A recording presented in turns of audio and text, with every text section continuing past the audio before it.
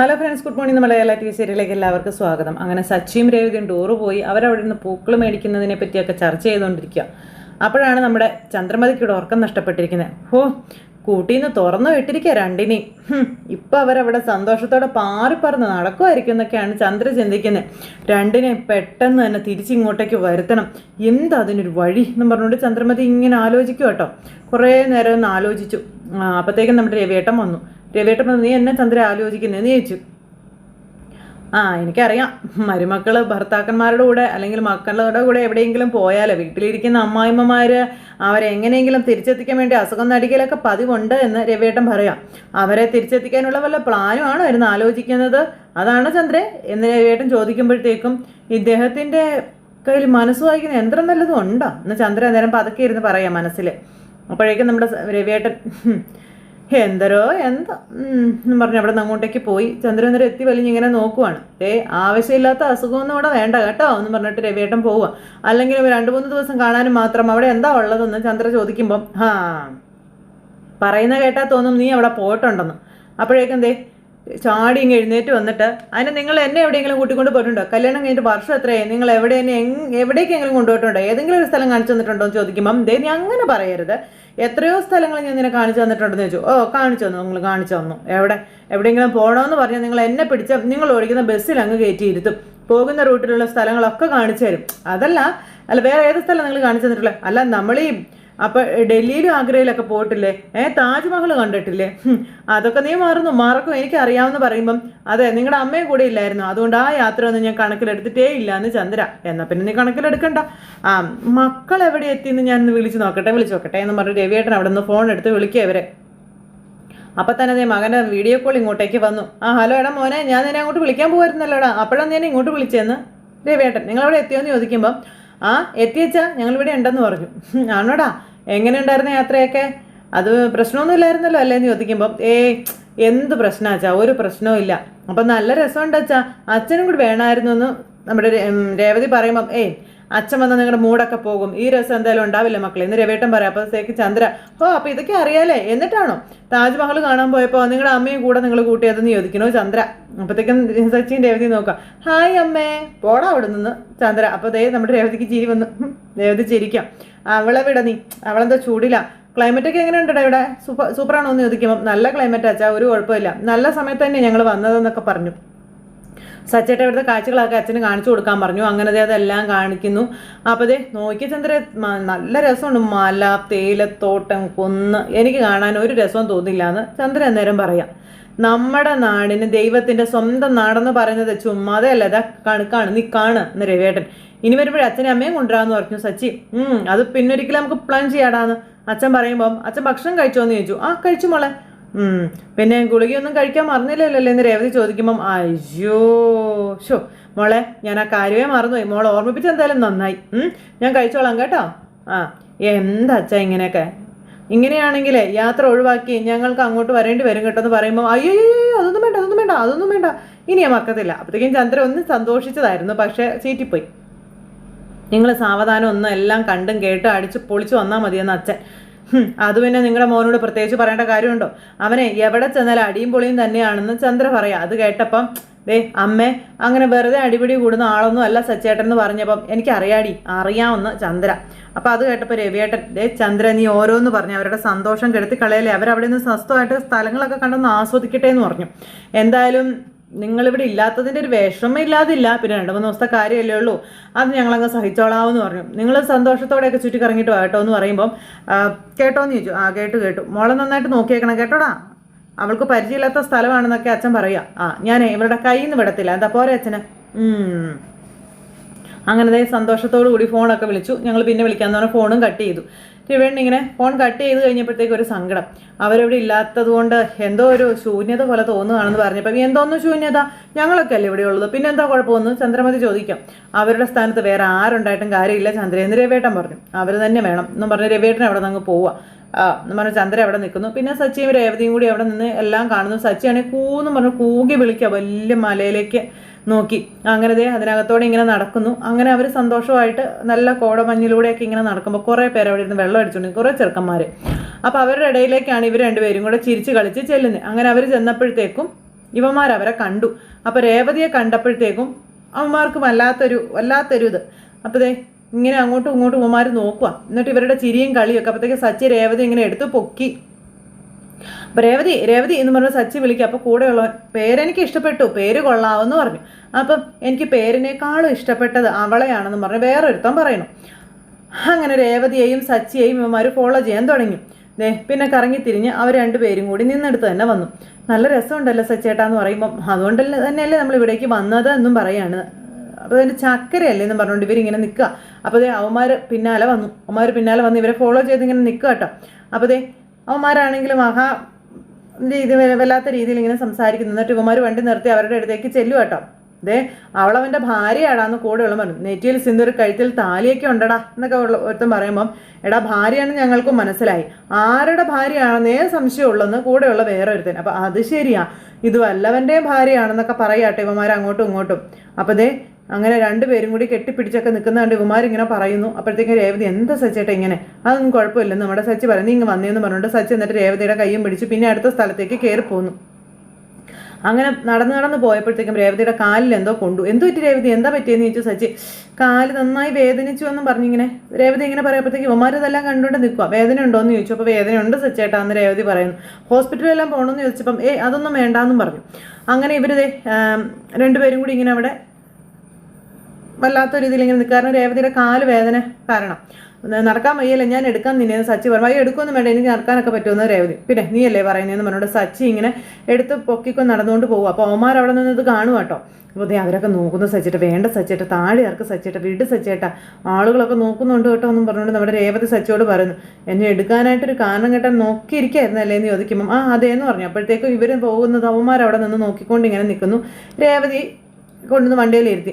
സിനിമയിലെ പാട്ട് സീൻ കാണുന്ന പോലെ ഉണ്ടല്ലേടാ എന്ന് അവിടെ നിന്നവന്മാരിൽ ഒരുത്തം പറയുമ്പം അവർ ഹസ്ബൻഡും വൈഫും ഒന്നുമല്ല, ഹസ്ബൻഡും വൈഫും ആണെങ്കിൽ ഈ പബ്ലിക് പ്ലേസിൽ അവരിങ്ങനെ പ്രണയിക്കില്ല, മനസ്സിലായോ എന്നും പറഞ്ഞ് വേറൊരുത്തൻ.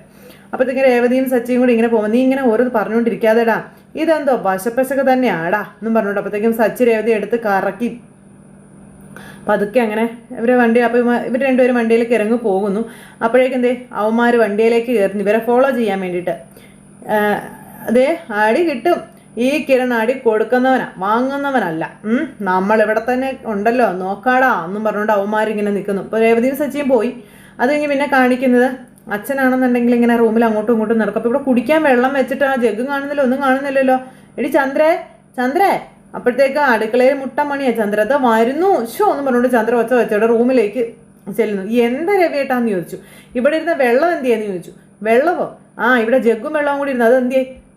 ഞാൻ എടുത്ത് തരാമെന്ന് പറഞ്ഞു. നിനക്ക് ഇവിടേക്കൊന്ന് വൃത്തിയാക്കിയിട്ടൂടെ? ഇത് എന്താ ചന്ദ്രയെ കാണിച്ചിട്ടേക്കുന്നത്? തുടയ്ക്കാൻ വേണ്ടി തുണി എടുത്തുകൊണ്ട് വന്ന അപ്പം എന്നെ പറ്റി മറന്നുപോയി എന്ന് ചന്ദ്ര. അവൾ മറക്കും എന്ന് പറഞ്ഞുകൊണ്ട് രവിയേട്ടൻ അവിടെ നിന്ന് വെള്ളം കുടിക്കുന്നു. ചന്ദ്ര അന്നേരം അടുത്ത പണി ചെയ്യുന്നു.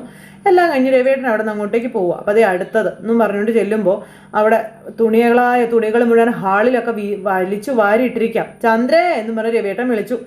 എന്ത് രവിയേട്ടാ പണിയെടുത്ത് വഴിക്കായെന്ന് പറഞ്ഞ് അങ്ങ് വരുമ്പോൾ ഇതൊക്കെ ഇവിടെയാണോ കൊണ്ടുവന്നിടേണ്ടത്? ഇതൊക്കെ തേച്ച് ഷെൽഫിൽ കൊണ്ടുവയ്ക്കേണ്ട സാധനം അല്ലേന്ന് ചോദിക്കുമ്പം ഞാൻ എടുത്തോളാമെന്ന് പറഞ്ഞു ചന്ദ്ര. എന്നാൽ എടുക്കുക, ഈ പറഞ്ഞ കാര്യങ്ങളൊക്കെ വേണമെങ്കിൽ രവിയേട്ടനും ചെയ്യാം, ഇത് പെണ്ണുങ്ങൾ ചെയ്യണമെന്ന് എവിടെ എഴുതി വെച്ചിട്ടില്ല എന്ന് പറഞ്ഞപ്പം അതൊക്കെ എനിക്കും അറിയാവുന്ന കാര്യങ്ങളാണ്, വേണ്ടി വന്നാൽ ഞാനിതൊക്കെ ചെയ്യും എന്ന് രവിയേട്ടൻ പറയുമ്പോൾ പിന്നെ ചെയ്യും. നിങ്ങൾ പക്ഷേ രേവതിയോട് ഇങ്ങനെയൊന്നും പറയാറില്ലല്ലോ. അതിന് പറയാൻ അവളെ ഇടവരുത്താറില്ല, അത്രേ ഉള്ളൂ കാര്യം എന്ന് രവിയേട്ടൻ. അവൾ ആ കൊച്ചുവിടുന്ന് പോയുള്ളൂ. അപ്പോഴേക്കും വീട് മുഴുവൻ അലങ്കോലം ആക്കിയെന്നും പറഞ്ഞ് നിൽക്കണേ. നിങ്ങളുടെ മരുമോളെ അങ്ങോട്ട് ഞാൻ ആകെ അടുക്കളയിൽ എന്ത് നീറാൻ എൻ്റെ വായിലിരിക്കുന്നത് കേൾക്കണ്ട കേട്ടോ എന്നും പറഞ്ഞു. ആ മൂധേബി ഇവിടെ വരുന്നതിന് മുന്നേ നമ്മളിവിടെ ജീവിച്ചല്ലെന്ന് ചോദിച്ചപ്പോൾ ജീവിച്ചിരുന്നു. പക്ഷേ അവൾ വന്നതിന് ശേഷമാണ് ഇതൊരു വീടായതെന്ന് രവിയേട്ടൻ. അതിന് മുമ്പ് ഈ വീടെന്തല്ല ആലയായിരുന്നോ? ആലയൊക്കെ ഇതിനേക്കാൾ എത്രയോ ഭേദമാണെന്നും പറഞ്ഞു രവിയേട്ടൻ ഇങ്ങനെ പറഞ്ഞങ്ങ് പോകുമ്പോൾ മകനും മരുമോളും അടുത്തില്ലാത്തതിൻ്റെ ദേഷ്യം എന്നോട് തീർക്കാം, കാണാതിരിക്കാൻ വയ്യെങ്കിൽ കൂടെ പോകാവരുന്നില്ലേ എന്ന് ചോദിച്ചു ചന്ദ്രമതി രവിയേട്ടനോട്. എന്ന് പറഞ്ഞിട്ട് മുകളിലോട്ട് കയറിപ്പോയി. ചന്ദ്രൻ അങ്ങ് കയറിപ്പോയി കഴിഞ്ഞപ്പോഴത്തേക്കും രവിയേട്ടൻ ഇങ്ങനെ ആകെ വിഷമിച്ച് ഇങ്ങനെ ഇരിക്കുക, മക്കൾ അടുത്തില്ലാത്തതിൻ്റെ അവരതിൽ. ഈ സമയത്ത് നമ്മുടെ സച്ചിയും രേവതിയും വണ്ടിയിൽ ഇരുന്ന് ഇങ്ങനെ പോയിക്കൊണ്ടിരിക്കുന്നു. ആ ഒരു യാത്രയെപ്പറ്റി ഇങ്ങനെ പരസ്പരം അങ്ങോട്ടും ഇങ്ങോട്ടും പറഞ്ഞുകൊണ്ടൊക്കെ ഇങ്ങനെ പോവുക. അപ്പോഴേക്ക് ഈ ബൈക്കിൽ അവന്മാരിങ്ങനെ പാട്ടൊക്കെ പാടി ഒച്ചയൊക്കെ വെച്ച് ഇവരെ ഫോളോ ചെയ്തു. അപ്പോൾ ഇവരുടെ വരവും ഒക്കെ നമ്മുടെ സച്ചി സൈഡിലെ കണ്ണാടിയിലൂടെ കാണുന്നുണ്ട്. അപ്പോൾ സച്ചി ഇങ്ങനെ നോക്കുക കേട്ടോ. അമ്മമാർ ഭയങ്കര അലമ്പാണെന്ന് സച്ചിക്ക് മനസ്സിലായി. അപ്പോൾ രേവതി ഇതൊന്നും അറിയുന്നില്ല. രേവതി ആണെങ്കിൽ കാഴ്ചകളൊക്കെ കണ്ട് ഇങ്ങനെ ഇരിക്കുന്നു. അമ്മമാർ എന്തോ വശപ്പശ കാണുന്ന സച്ചിക്ക് മനസ്സിലായി. സച്ചി വണ്ടി ഒതുക്കി കൊടുത്തിട്ടും ഇവന്മാർ കയറി പോകുന്നില്ല. അപ്പോൾ സച്ചി കുറച്ചുകൂടെ വണ്ടി ഒതുക്കിയപ്പോൾ ഒരുത്തൻ ഇങ്ങനെ കയറി വന്നിട്ട് കൂവി വിളിക്കുക സച്ചിയുടെ അടുത്ത്. അപ്പോൾ മര്യാദയ്ക്ക് വണ്ടി ഓടിക്കടാന്ന് പറഞ്ഞു സച്ചി. അപ്പോൾ മര്യാദയ്ക്ക് തന്നെ ആടാ ഓടിക്കുന്നതെന്ന് ആ കിരൺ എന്ന് പറഞ്ഞു. അവൻ പറഞ്ഞു രേവതി ചേച്ചി എന്ന് പറഞ്ഞുകൊണ്ട് രേവതിയെ വിളിക്കുക, ഹായ് എന്നൊക്കെ പറഞ്ഞു. അപ്പോൾ സച്ചേട്ടാ എന്ന് പറഞ്ഞ് രേവതി ഇങ്ങനെ ടെൻഷൻ പേടിയോടുകൂടി വിളിക്കുമ്പം എടാ എന്നും പറഞ്ഞുകൊണ്ട് നമ്മുടെ സച്ചി ദേഷ്യപ്പെട്ടു. അങ്ങനെ ഈ തെമ്മാടികൾ മനഃപൂർവ്വം കാണിക്കുന്നതെന്ന് തോന്നുന്നത് എന്നും പറഞ്ഞുകൊണ്ട് ഇങ്ങനെ സച്ചി പറയുമ്പോൾ അവന്മാർ വെള്ളമാണെന്നാണ് തോന്നുന്നത്. വെള്ളമൊന്നുമല്ല, ഇത് അതിലും കൂടിയെന്തോ ഇനമാണെന്ന കാര്യം സച്ചി ഇങ്ങനെ പറയട്ടെ രേവതിയോട്. അവന്മാർ എന്നിട്ട് കവർ ചെയ്ത് അങ്ങ് കയറി പോവുകയും ചെയ്തു. എന്നിട്ട് സച്ചിയെ വിടാതെ ഇങ്ങനെ തട്ടി ഇങ്ങനെ നിൽക്കാം. മിക്കവാറും അവന്മാരുടെ കയ്യിൽ നിന്ന് മേടിക്കും എന്ന് സച്ചി പറയുമ്പം സച്ചിയുടെ വെറുതെ വേണ്ട കേട്ടോ, പ്രശ്നത്തിന് പോകരുതേ. സച്ചി ഓണടിക്കുന്നു. ഓമാരാണെങ്കിൽ സച്ചിക്ക് പോകാനുള്ള വഴി കൊടുക്കാതെ ഇങ്ങനെ അങ്ങോട്ടും ഇങ്ങോട്ടും കിടന്ന് ഇങ്ങനെ ആടിക്കൊണ്ടിരിക്കുക. അപ്പം സച്ചേട്ടാ വേണ്ട സച്ചേട്ടാ അവർ പൊക്കോട്ടെ എന്ന് പറഞ്ഞു രേവതി. അപ്പോൾ സച്ചേട്ടാ വേണ്ട സൂക്ഷിച്ച് പോയാൽ മതി എന്ന് പറയുമ്പോൾ അങ്ങനെ ഇട്ടാൽ പറ്റത്തില്ലല്ലോ എന്ന് പറഞ്ഞിട്ട് സച്ചി ഇവരെ ഫോളോ ചെയ്യുന്നു. ഇവന്മാർ എന്നിട്ട് ഇങ്ങനെ സച്ചിയെ ഒരുമാതിരി കളിയാക്കുന്ന രീതിയിൽ ഇങ്ങനെ ഓരോന്ന് കാട്ടി കൂട്ടിക്കൊണ്ടിരിക്കുമ്പോഴത്തേക്കും സച്ചി പറന്ന് ചെന്ന് ഇവന്മാരെ ഫ്രണ്ടിൽ വണ്ടി അങ്ങ് നിർത്തി. പിന്നെ അവിടെ അങ്ങോട്ടും ഇങ്ങോട്ടും ഒന്നും രണ്ടും പറച്ചിലായി ഉന്തായി ബഹളം. അപ്പോൾ ഏവതി പേടിച്ചിട്ട് ചാടി ഇറങ്ങി. സച്ചേട്ട വേണ്ട സച്ചേട്ട വേണ്ടാന്ന് പറഞ്ഞു. അപ്പോഴത്തേക്കും നീയാണോ ഞങ്ങളെ തലച്ചോറ് ചെതറിക്കാൻ വന്നത്, എന്നാ വാടാ എന്നും പറഞ്ഞുകൊണ്ട് ഒരുത്തൻ.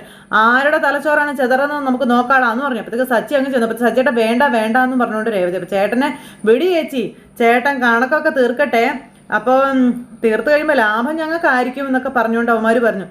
നിന്റെ മുതലിനെ കൊണ്ട് പോകാൻ നോക്കടാന്ന് പറഞ്ഞു. അപ്പോഴത്തേക്കും സച്ചി അവൻ്റെ ചെവിക്കല്ല് തീർത്ത് ഒറ്റ ഒരെണ്ണം അങ്ങ് കൊടുത്തു. എടാന്നും പറഞ്ഞ് അടുത്തവൻ വിളിച്ചപ്പോൾ അവൻ്റെ ചെവിക്കല്ല് നോക്കിയും കൊടുത്തു.